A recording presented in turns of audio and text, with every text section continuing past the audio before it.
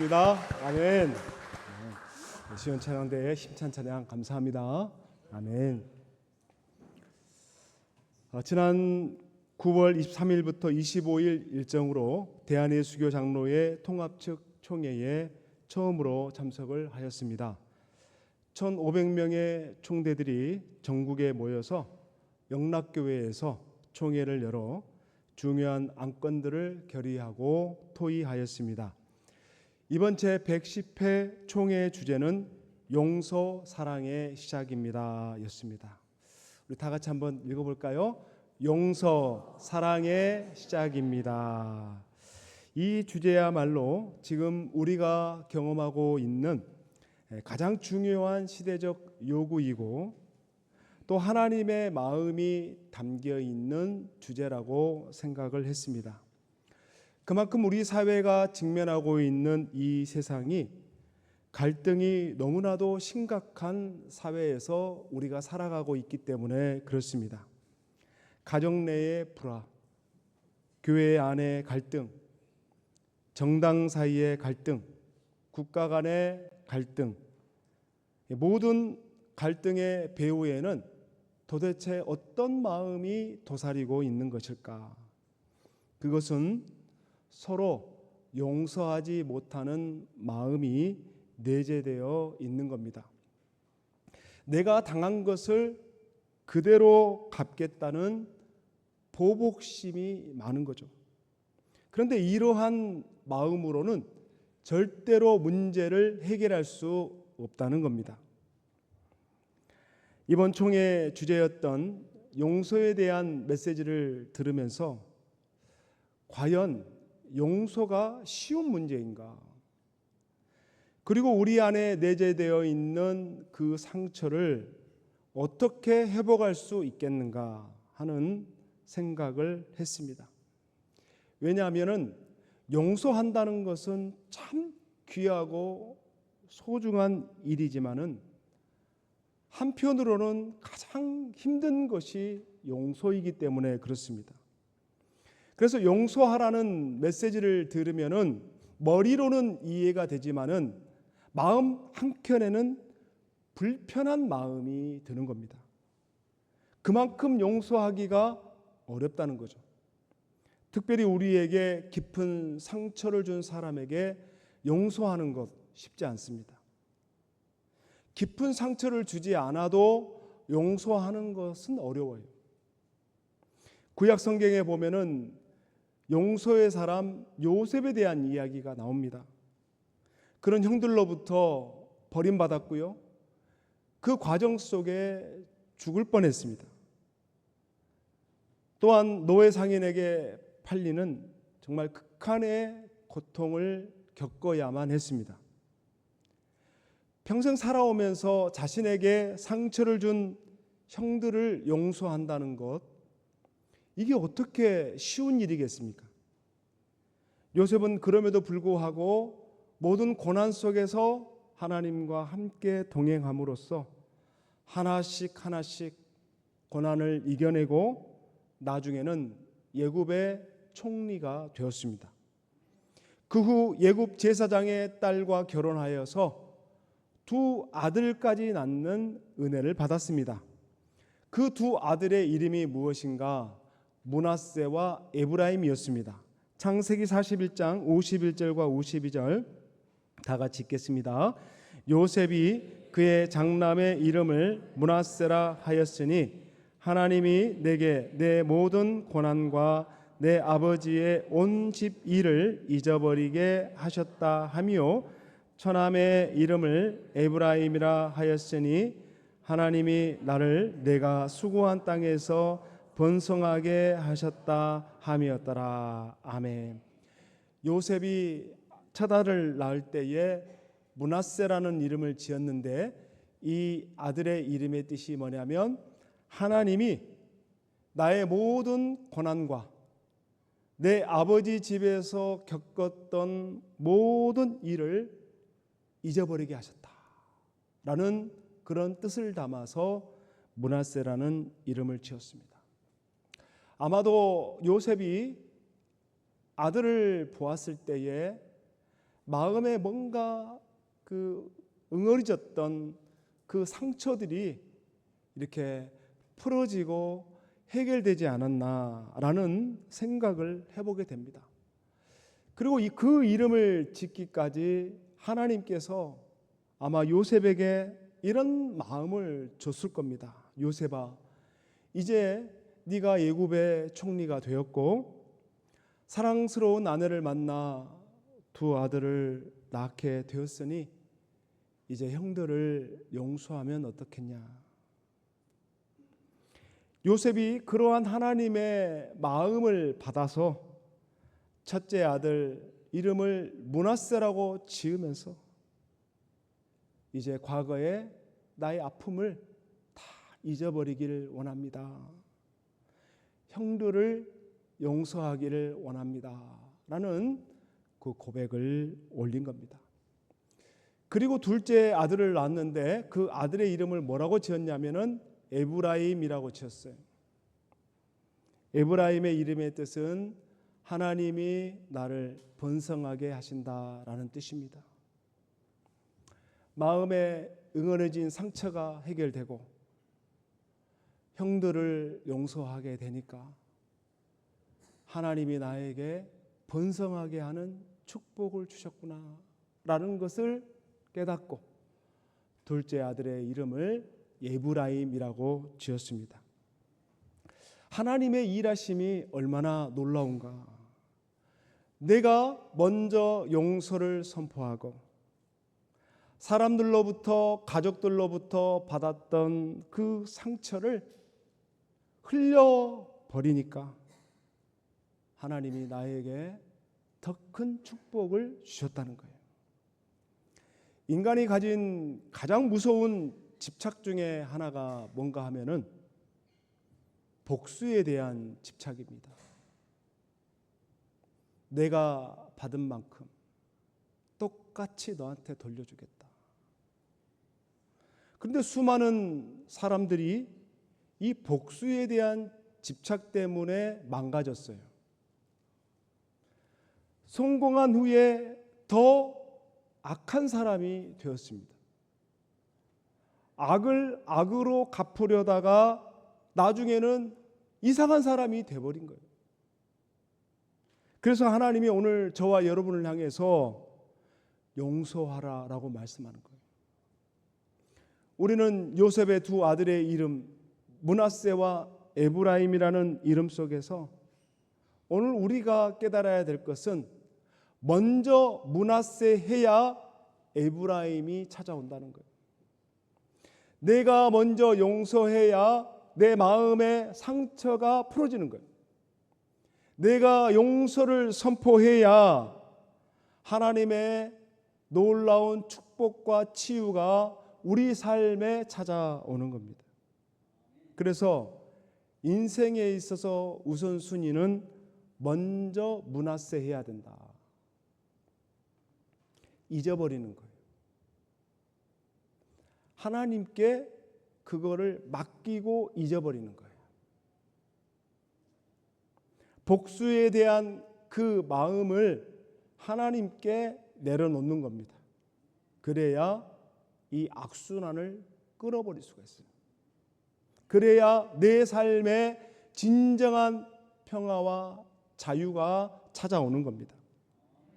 오늘 우리가 읽은 본문의 사건은 예수님이 자신을 배반했던 제자들에게 찾아오셔서 그들에게 손 내밀어 주시고 그들의 마음을 치유해 주시는 그런 내용이 소개되고 있습니다. 먼저 이 본문을 우리가 읽기 전에 어떤 그 전에 사건이 있었냐면 요한복음 18장 25절과 27절에 보면은 예수님이 로마 군병들에 의해서 끌려갈 때에 대부분의 제자들이 다 흩어져 도망을 쳤는데 베드로만 멀찍이 거리를 유지하면서 예수님이 어떻게 될지를 지켜보고 있었습니다. 그러다가 사람들이 모여 있는 곳에 자신도 조심스럽게 그 모임에 들어갔더니 주변의 사람들이 자신을 알아보고는 너도 저 예수의 제자가 아니냐라고 다그치니까 베드로가 그 순간에 놀라가지고 나는 아니다. 또 재차 다른 사람이 또 물어봅니다. 너 예수님의 제자 아니냐? 나는 절대 아니다. 또 다른 사람이 추궁하니까 그때는 예수님을 저주하면서 자신은 절대 저 사람의 제자가 아님을 밝혔습니다.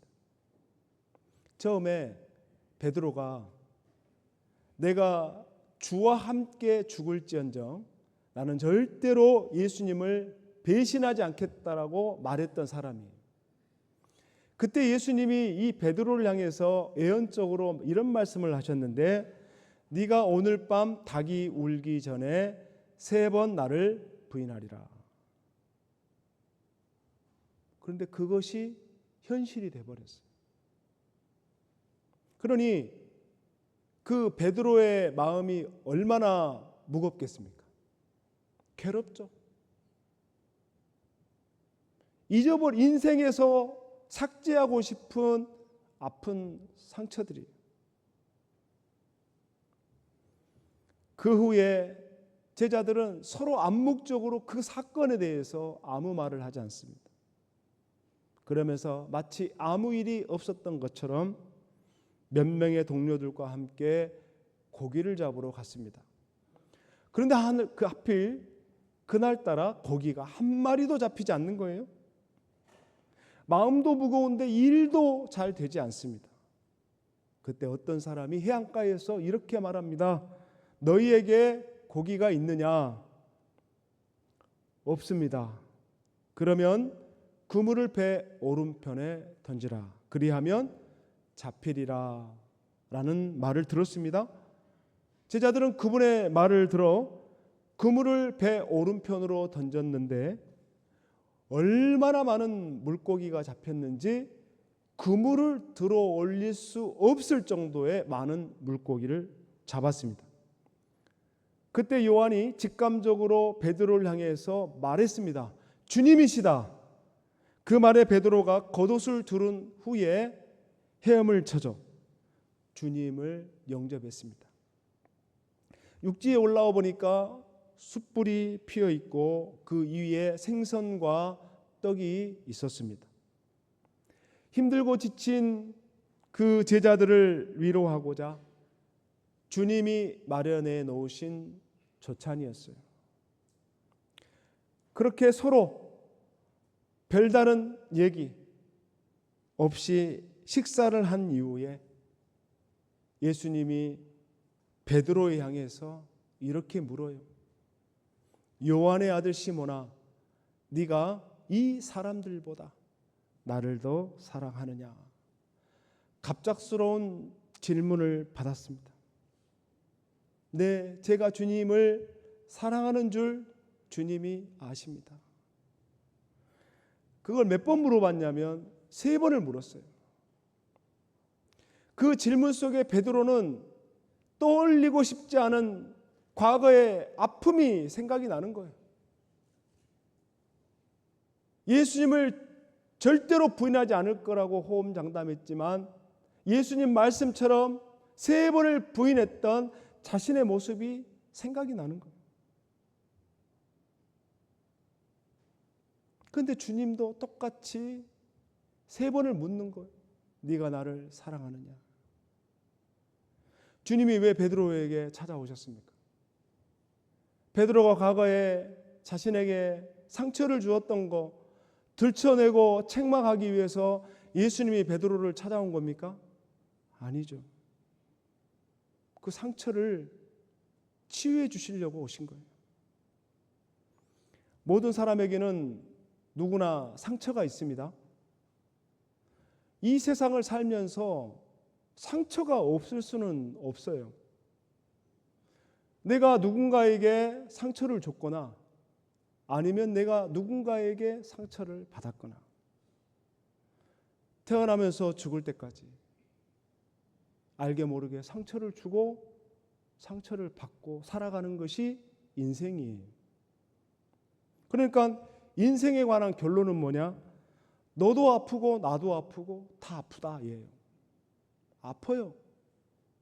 드러나지 않았을 뿐이지. 어떤 사람은 과거에 많이 아팠습니다.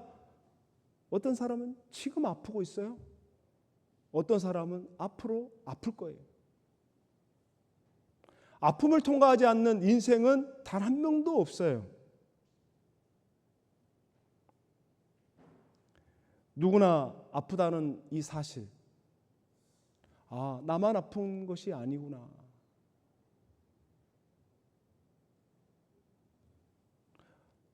과거의 그 아픔을 드러내지 않았을 뿐이지 상처는 다 있는 겁니다. 나도 있고 너도 있는 거예요. 자, 이 사실을 깨닫게 되면은 좋은 점이 두 가지가 있는데, 하나는 나도 아파 봤기 때문에 타인의 아픔을 공감을 해요. 상처가 없다면은 타인의 아픔을 공감을 못 해요. 예수님이 우리를 잘 아시는 이유가 주님이 이 땅에서 많이 아팠기 때문에 아시는 거예요. 그래서 예수님을 보면 위로가 되는 거예요. 두 번째로, 누구나 아프다라는 사실을 알면 내가 위로를 받아요.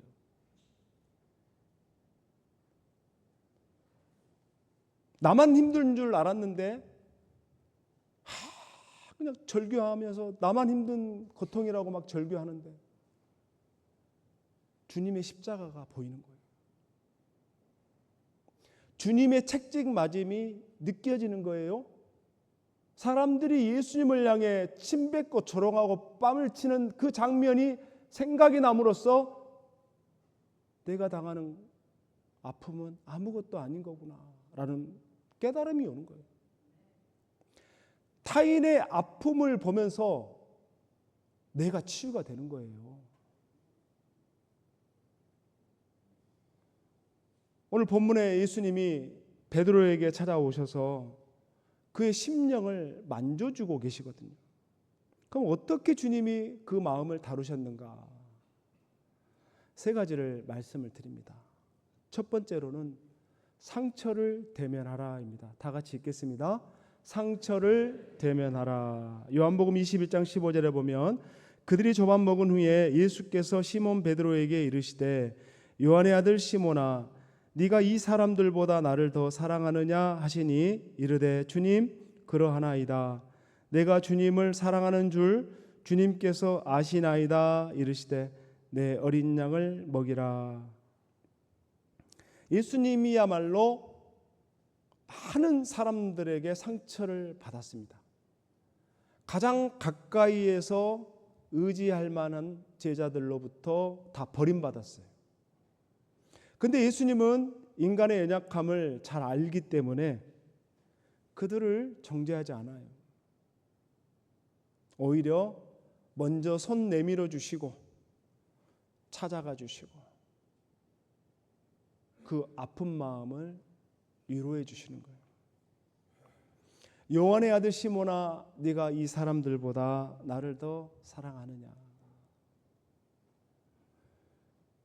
원래는 예수님이 불렀던 이름은 시몬이 아니거든요. 베드로입니다. 예수님이 직접 지어줬어요. 베드로의 뜻이 뭐냐면 아람어로 게바예요. 반석이란 뜻이에요.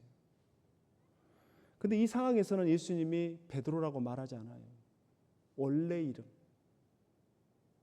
베드로의 원래 이름 시몬아 네가 나를 사랑하느냐 물어요. 그러니까 이것조차도 상처를 주고 싶지 않은 거예요. 그럼 예수님이 왜 동일한 질문을 3번 하시는가? 상처를 치유하시는 전문가들이 이구동성으로 하는 치유의 첫 번째 단계가 뭐냐면은 상처를 대면하라라고 말합니다. 상처를 직면해야 된다는 거예요.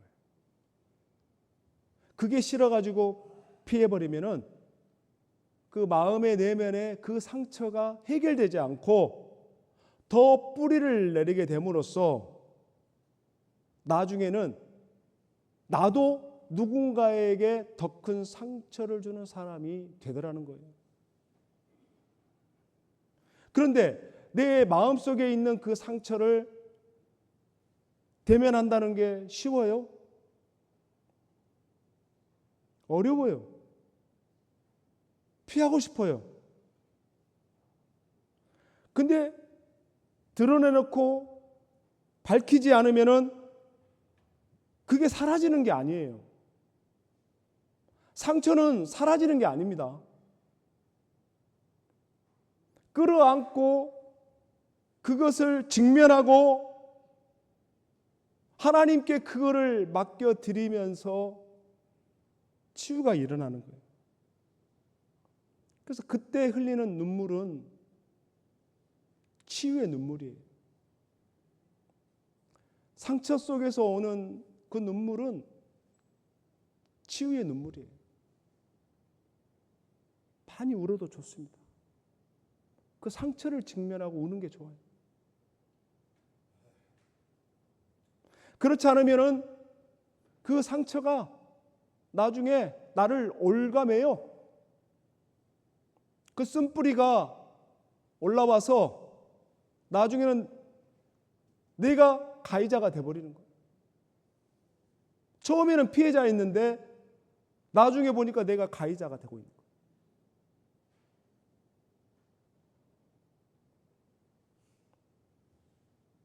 두 번째로는 함께 나누는 겁니다. 요한복음 21장 2절에 보면 시몬 베드로와 디두모라 하는 도마와 갈릴리 가나 사람 나다네엘과 세베대의 아들들과 또 다른 제자 둘이 함께 있었다. 함께 있었다. 이들은 어떤 사람들입니까? 예수님을 배반했던 사람들입니다. 그래서 서로 배반을 했기 때문에 서로 정죄하지 못해요.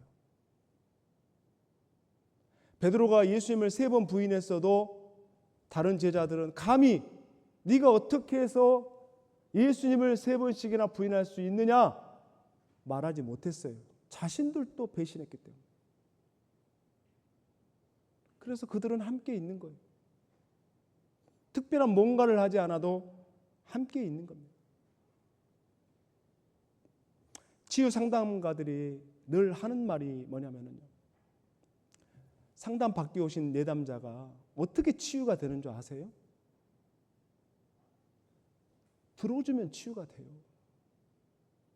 상담이 중요한 방식이 just listening이라고 말합니다. 그냥 들어주는 거예요.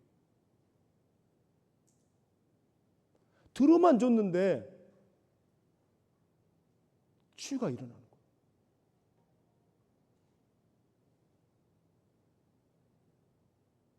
사실 다른 누군가에게 내 아픔을 꺼낸다는 것은요, 굉장한 용기가 필요합니다. 상처가 깊을수록 그걸 끄집어내기가 너무너무 어려워요. 왜냐하면 그거를 잘못 꺼냈다가는 사람들에게 그게 가십거리가 될 수가 있는 거예요. 교회에서 내가 너무 힘들어서 내가 너무 어려운 마음으로 누군가에게 얘기를 했는데 그 얘기가 어느 날 다른 사람들의 얘기에서 돌고 있는 거예요. 그러면 안 되겠죠. 그래서 우리가 우리의 마음을 터놓을 때 신뢰를 할 수 있는 사람한테 이야기를 하는 거예요. 신뢰한다라는 것은 성숙한 사람이에요. 들어도 말을 아낄 수 있는 사람. 그 아픔에 대해서 공감할 수 있는 이해력이 있는 사람. 함부로 평가하고 판단하지 않는 사람. 그러니까 우리가 신앙생활 하면서 내 속을, 내 아픔을 끄집어내서 이야기해 줄 수 있는 그 사람이 최소한 한 명은 있어야 되는 거예요. 그러니까 내가 인생을 살면서 신앙생활을 하면서 내 아픔을 끄집어낼 수 있는 사람이 한 명도 없다라는 것은 너무 슬픈 일이에요. just listening, 그냥 들어만 줘도 치유가 되는데 판단하고 추측하고 예단하지 않고 그냥 들어만 주는, 들어줄 때 같이 가슴 아파하고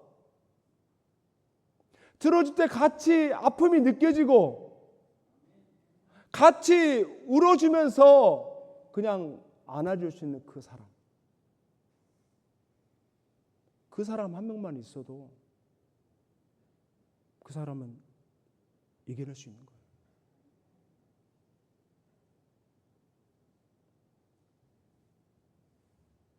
오늘 저와 여러분이 바로 그런 사람이 돼야 됩니다. 아픈 사람이 많아요. 선뜻 내 속에 있는 얘기를 끄집기가 참 어려워요.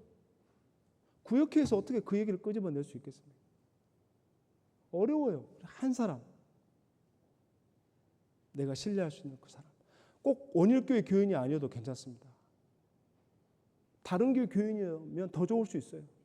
우리 상황을 모르니까. 그래도 내 인생에서 내 아픔을 진솔하게 이야기할 수 있는 그 사람 하나님 보내주세요. 내 아픔 이야기할 수 있는 사람 보내주세요. 세 번째로는 치유를 온전케 하시는 주님의 은혜입니다. 우리가 아무리 좋은 사람에게 우리의 속을 이야기하고 직면을 하더라도요, 주님이 만져주지 않으면 안 돼요, 해결이. 주님이 찾아오셔서 베드로에게 말합니다. 네가 나를 사랑하느냐? 예, 주님 제 사랑합니다. 주님이 이 베드로에게 상처를 자꾸 말하는 게 아니고 그가 원래 가지고 있는 사랑을 자꾸 끄집어 주려고 해요, 예수님이. 그래서 베드로, 너 원래 시몬이었을 때 네가 나를 사랑하지 않았느냐? 내가 안다. 시몬아, 네가 나를 사랑하는 걸 내가 알아.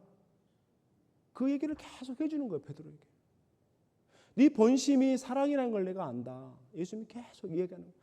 상처를 막 끄집어내는 게 아니라 사랑을 막 드러내는 거예요. 베드로 안에 감춰있는 사랑을 막 끄집어내는 거예요. 괜찮아, 괜찮아. 거기에 주님의 치유가 그 마음에 들어가는 거예요. 베드로의 그 아픔을 예수님이 너무나 잘 알기 때문에 그 상처를 방치하면은 그 고통이 되거든요.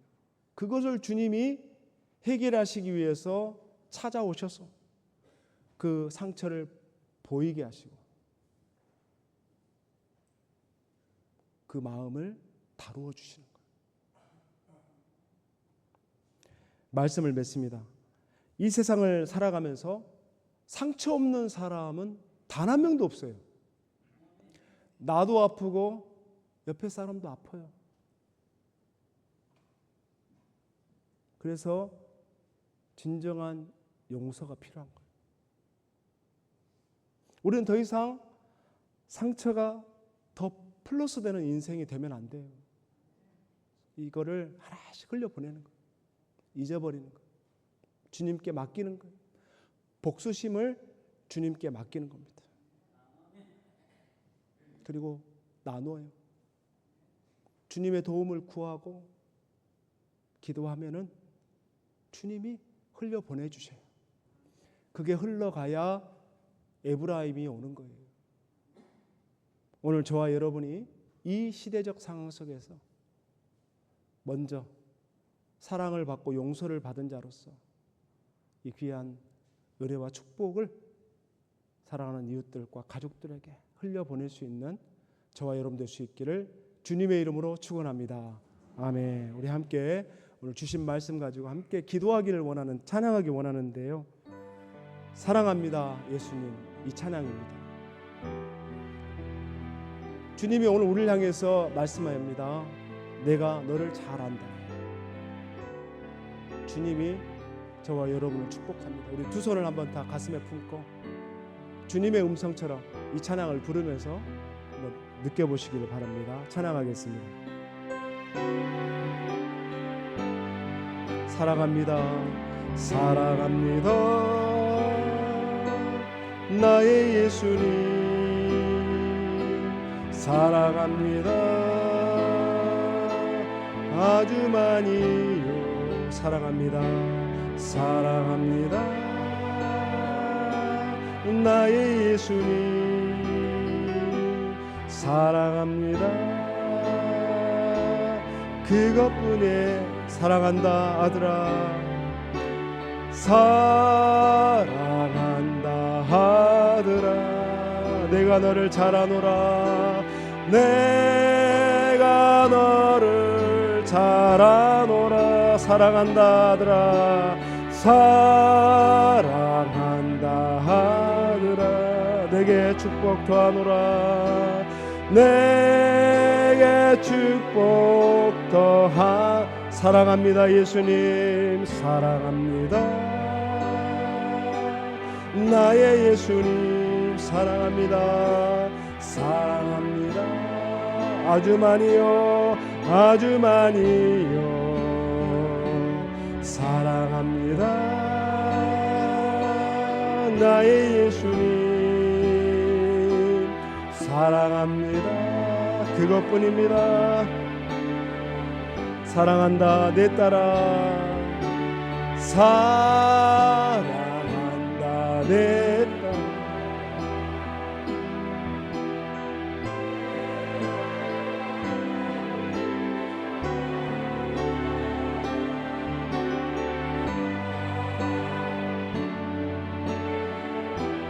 내게 축복 더하노라 내게 축복 더하 사랑한다 아들아 사랑한다 아들아 내가 너를 잘 아노라 내가 너를 잘 아노라 사랑한다 아들아 사랑한다 아들아 내게 축복 더하노라 내게 축복 더 사랑한다 내 딸아 사랑한다 내 딸아 내가 너를 잘 아노라 내가 너를 잘 아노라 사랑한다 내 딸아 사랑한다 내 딸아 내게 축복 더하노라 내게 축복 더하노라 이 시간 반주해 주시고 함께 기도하길 원합니다. 이 세상 살아가면서 상처 없는 사람은 없습니다. 나도 아프고 너도 아파요. 다 아파요. 그래서 용서가 필요한 거예요. 돌봄이 필요합니다. 진실된 만남이 필요합니다. 하나님의 은혜가 필요합니다. 우리는 더 이상 상처가 더해지는 인생을 살면 안 됩니다. 상처가 치유되고 상처가 잊혀지고 하나님의 축복과 위로가 임하는 인생이 되어야 됩니다. 오늘 내 마음속에 하나님 그 상처를 흘려보냅니다. 잊기를 원합니다. 복수심을 하나님께 내맡깁니다. 주님 내 마음을 어루만져 주십시오. 그런 마음을 담아 우리 다 같이 한번 주여 한번 외치고 기도하겠습니다. 주여 할렐루야. 하나님 아버지 오늘 베드로를 찾아오셔서 그 상처를 대면하게 하시고 정죄하지 않으시고 사랑으로 다시 회복시키신 주님의 이름을 찬양합니다. 주님 우리도 이 시간 주님 앞에 서 있습니다. 숨겨두었던 실패 수치, 분노, 서운함 십자가 앞에 내려놓습니다. 주여 사랑하는 우리 성도들의 닫혀있는 마음을 여시고 그 마음에 성령의 빛이 임하게 하여 주시옵소서. 우리의 아픈 기억이 잊혀져 가고 치유의 손길로 어루만져 주셔서 내가 너를 잘한다. 사랑하는 아들아 내가 너를 잘하노라. 내가 너를 축복한다. 놀라우신 주님의 음성을 듣게 하여 주시옵소서. 우리를 넘어뜨렸던 사람, 우리를 힘들게 했던 사람, 하나님 한 사람 한 사람 흘려보냅니다.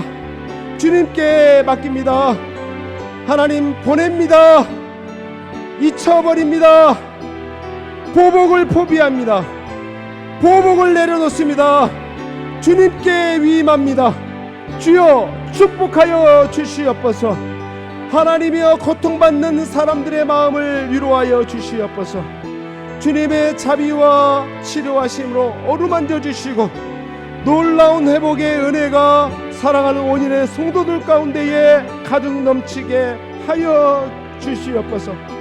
우리의 상처를 통로 삼아 타인의 상처를 품게 하시고 받은 위로로 위로하는 목자의 마음을, 아버지의 마음을, 어머니의 마음을 허락하여 주셔서 함부로 판단하고 정죄하지 아니하고 그 아픔을 끌어안고 같이 울어주고 기도해주고 침묵하며 격려할 수 있는 하나님의 자녀들 되게 하여 주시옵소서.